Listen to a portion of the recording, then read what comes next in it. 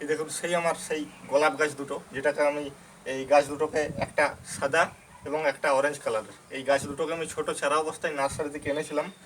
25শে November গাছ দুটিকে আমি টবে প্রতিস্থাপন করে দেখিয়েছিলাম এবং এর জন্য আমি শুধুমাত্র জৈব সার প্রয়োগ করেছিলাম। এই ভিডিওটা আমি করেছিলাম এবং বলেছিলাম এর একটি আপডেট দেখাবো, সম্ভবত বলেছিলাম যে এর একটা আমি আপডেট দেখাবো।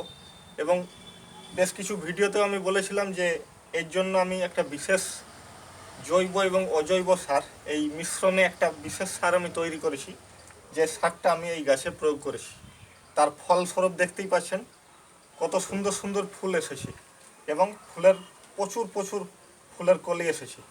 মোটা মোটা দেখুন কত ফুলের কলি। এই গাছটাতেও দেখুন এই সাদা গোলাপটাই আমি সামনে থেকে আপনাদেরকে দেখাচ্ছি একটু পরে। তো আজকের বিষয় হচ্ছে কি সেই সার আমি অ্যাপ্লাই করেছিলাম গাছটাতে এই পুরো শীতকালটা, সেটাই নিয়ে আজকের কথা হবে। তো প্রথমে আমার লাগবে 1 কেজির মতো গোবর সার, একদম পচানো গোবর সার নিতে হবে, 6 মাস বা তার বেশি পুরনো হলে ভালো হয়। তো 1 কেজি গোবর সার, এর সাথে আমি 1 চামচ সর্ষের খোল মেশাবো। এটা সর্ষের পাউডার করা সর্ষের খোলটা মেশাবো 1 চামচ, এর থেকে বেশি হলেও ক্ষতি নেই যেহেতু জৈব সার। 1/2 চামচের মতো ডিএপি অর্থাৎ ডাই অ্যামোনিয়াম ফসফেট। 1/2 চামচ এই লাল পটাশটা আমরা কম ব্যবহার করব, কারণ এতে ক্লোরিনের পরিমাণ বেশি থাকে, গাছের ক্ষতি করতে পারে। তাই 1/2 চামচ লাল পটাশ, 1/2 চামচ ইউরিয়া, 1 চামচ সম্পূর্ণা, যেটা একটা অর্গ্যানিক সার, আমি অনেক ভিডিওতেই দেখিয়েছি এই সারটাকে। এটা যদি আপনাদের কাছে না থাকে না দিলেও চলবে। এটা 1 চামচ আমি এই সম্পূর্ণ সারটা দিচ্ছি। 1/2 চামচের মতো এই এপসম সল্ট বা ম্যাগনেসিয়াম সালফেট, দেখুন অনেকটা চিনির দানার মতো দেখতে, এটা 1/2 চামচ দিচ্ছি। এটা প্রতি মাসে একবার করে প্রত্যেক গাছে দেওয়া যায়, এটা ম্যাগনেসিয়াম ও সালফারের ঘাটতি পূরণ করে। এবং এর সাথে 1 চামচ নিমখোল আপনারা মেশাতে পারেন। এটাকে ভালো করে মিশিয়ে নেব আমি। পুরো মিশিয়ে নেওয়ার পর আমাদেরকে কি করতে হবে, এতে জল স্প্রে করতে হবে, যাতে প্রত্যেকটা সার একে অপরের সাথে মিশে যায়। এইভাবে জল স্প্রে করার পর আপনারা পলিথিন দিয়ে এটাকে ঢাকা দিয়ে রেখে দিতে পারেন, বা এইভাবে রেখে দিলেও হবে। শুধু শুকিয়ে যাতে না যায় সেটা আপনাদেরকে নজর রাখতে হবে। শুকিয়ে গেলে আবার জলের স্প্রে করে দেবো। এইভাবে আমরা 10 দিন এটাকে রাখবো। 10 দিন পর আমার কাছে এই রকমের সার হয়ে যাবে। এটা শুকিয়ে গেছে, অনেক দিন আগে আমি করেছিলাম। এই ধরনের একটা সার হবে। যখন পুরো মিশ্রণটা মিশে যাবে তখন দেখবেন ভিতর থেকে যে সারের গন্ধটা, ইউরিয়া বা ডিএপির এই গন্ধটা চলে যাবে এবং সেই সারটাকে আমরা গাছে অ্যাপ্লাই করতে পারি। তো 10 দিন ছাওয়ায় রাখার পর আমার কাছে এই ধরনের একটা সার আমরা পেয়ে যাব। এটাকে আমি এখনই জল দিয়ে ভিজিয়ে দিলাম, শুকিয়ে গিয়েছিল। আপনারা এই বিষয়টি লক্ষ্য রাখবেন যাতে এই সারটি যাতে শুকিয়ে না যায়, ভিজে ভিজে অবস্থায় যেন থাকে। ভিজে ভিজে থাকলে আমার মিশতে সুবিধা হবে গাছে।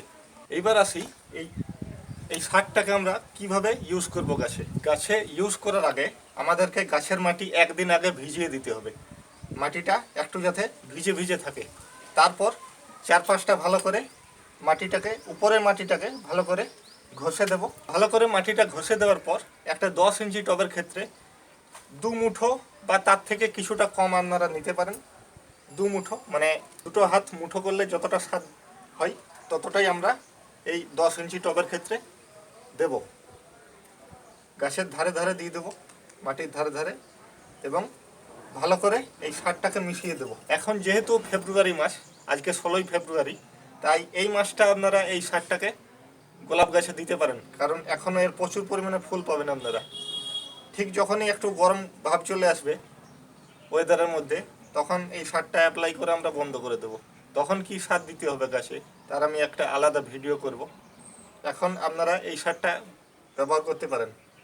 আর যাদের গোলাপ গাছে অনেক দিন ধরেই ফুল ফুটছে, প্রায় শেষের দিকে এখন, তারা আর এই সারটা ব্যবহার করবেন না, কারণ এমনিতেই প্রচুর পরিমাণে গাছটা এনার্জি লস করেছে ফুল ফুটে ফুটে।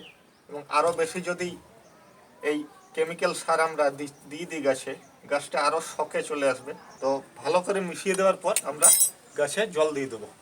নার্সারি থেকে আনার পর দেখিয়েছিলাম কি করে জৈব সার দিয়ে গাছ দুটোকে লাগানো যায়। আজকে দেখালাম আমি কি সার, বিশেষ একটা সার দিয়েছিলাম এই গাছে, আমার নিজে হাতে তৈরি সার। সেই সারটা প্রয়োগ করে আমি কি তার ফল পেয়েছি সেটা আপনাদের চোখের সামনেই আপনারা দেখতে পাচ্ছেন। আপনারা আগামী সিজনে বা আগামী শীতকালে এটা অবশ্যই ব্যবহার করে দেখবেন। আশা করি আপনারাও এর সুফল পাবেন।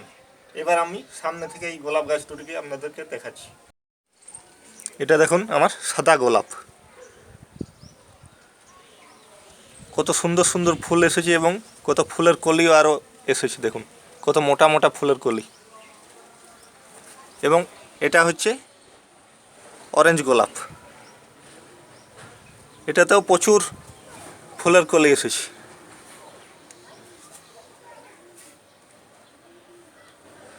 রোদের মধ্যে দেখাচ্ছে কি না জানি না, দেখুন কত সুন্দর হয়েছে গাছ দুটো।